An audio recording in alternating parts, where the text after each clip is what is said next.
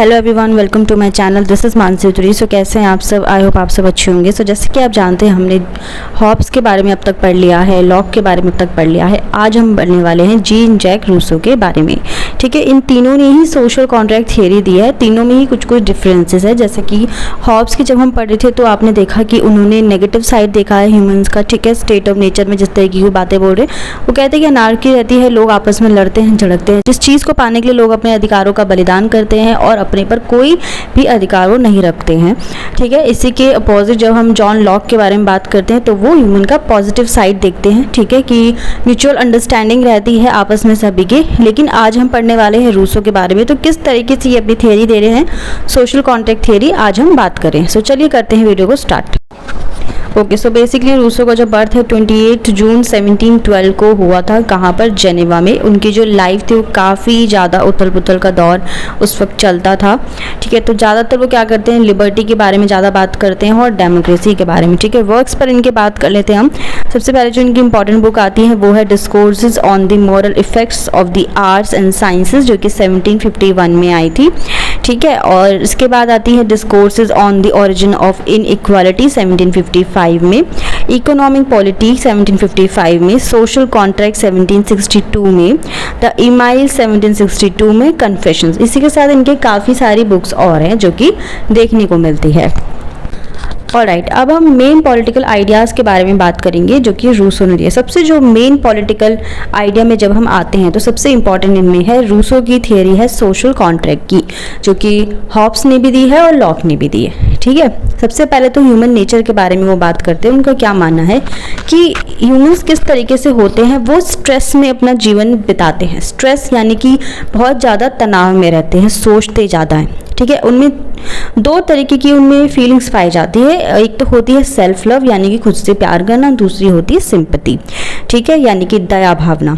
तो वो इन दोनों ही चीज़ों की वजह से क्या रहते हैं, आपस में कश्मकश में रहते हैं। अपनी लाइफ में बहुत ज़्यादा वो कंफ्यूज रहते हैं कि क्या सही है, खुद से प्यार करना सही है या तो फिर दूसरों के लिए सिंपैथी रखना ज़रूरी है। ठीक है, तो इस तनाव से क्या होता है, कंसाइंस का यानी कि चेतना का जन्म होता है। रूसो के अकॉर्डिंग जो कंसाइंस होता है वो नेत्रहीन यानी कि एक ऐसी अंधी इच्छा होती है जो अच्छा काम करना तो चाहती है लेकिन वो ये नहीं जानती कि अच्छा काम होता क्या है। ठीक है, कई बार क्या होता है कि हमारे अंदर सिंपैथी वाली किसी के लिए सिंपैथी आ जाती है लेकिन हम उसके लिए कुछ चाहते हैं करना, लेकिन हमें नहीं पता कि हमें उसके लिए करना क्या चाहिए, तो हम कंफ्यूज रहते हैं। ठीक है, इसलिए ह्यूमन जो है अपनी आत्मसिद्धि के लिए रीज़न का सहारा लेता है यानी कि विवेक का सहारा लेता है, जिसकी वजह से वो अच्छाई और बुराई में डिफरेंस कर पाता है। ठीक है, अब हम बात करते हैं स्टेट ऑफ नेचर यानी प्राकृतिक अवस्था में रूसो क्या कहना चाहते हैं। तो रूसो के अकॉर्डिंग स्टेट ऑफ नेचर में जो ह्यूमंस होते हैं वो प्रकृति की गोद में रहता था यानी कि नेचर में अपना जीवन बिताता था। उसका जो जीवन है वो जानवरों जैसा होता था, एकाकी होता था। तो वो अपनी लाइफ जो है जंगलों में बिताते थे। किसी भी इंडिविजुअल का कोई ना तो घर था और ना ही कोई उसकी प्रॉपर्टी थी। अपनी प्रकृति की सादगी में वो रहते थे, नेचर में रहते थे और उनमें फीलिंग्स ये रहता था कि वो बहुत ही ज़्यादा यानी कि कम में खुश रहने वाले लोग थे।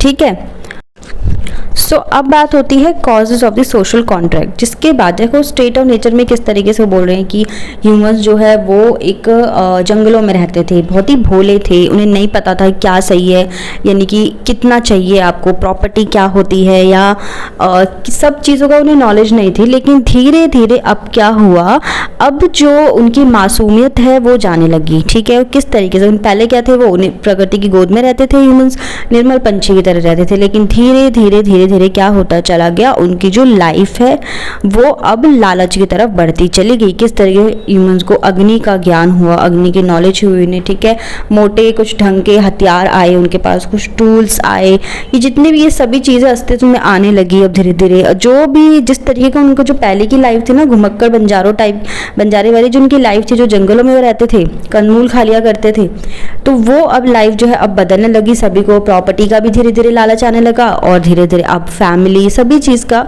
उन्हें अब मोह जो है आने लगा, जिसके वजह से रूसो क्या मानते हैं, विनाश जो है ह्यूमन का बढ़ने लगा।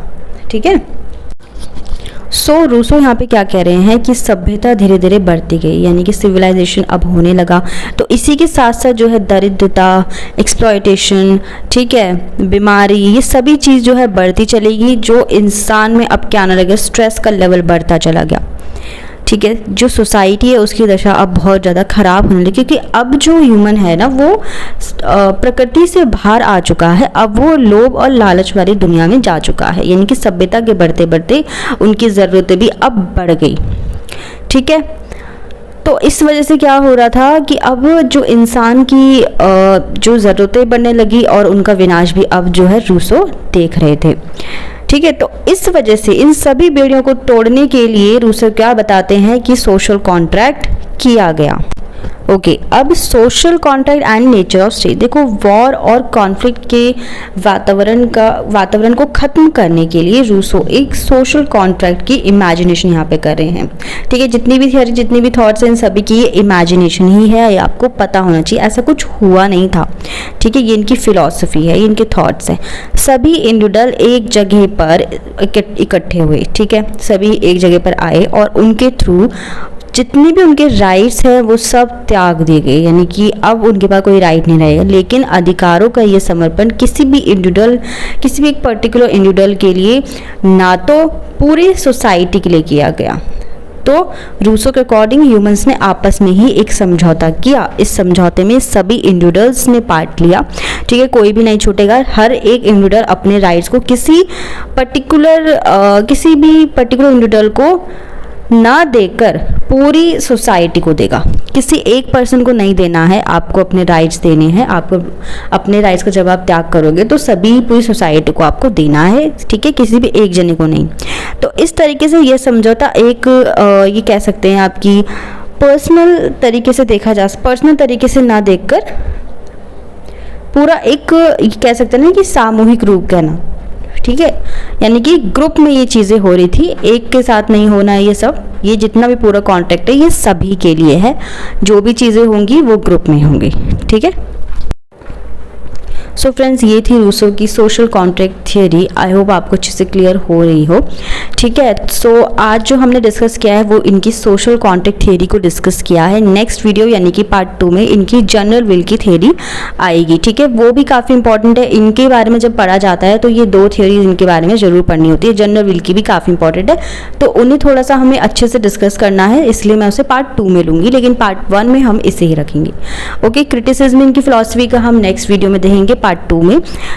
जितना आज हमने समझा है इनके सोशल कॉन्ट्रैक्ट थियरी में, अगर आपका कोई भी क्वेश्चन रहता है, कोई डाउट रहता है, कोई सजेशन मुझे रहता है, तो आप मुझसे कमेंट बॉक्स में ज़रूर बताएं।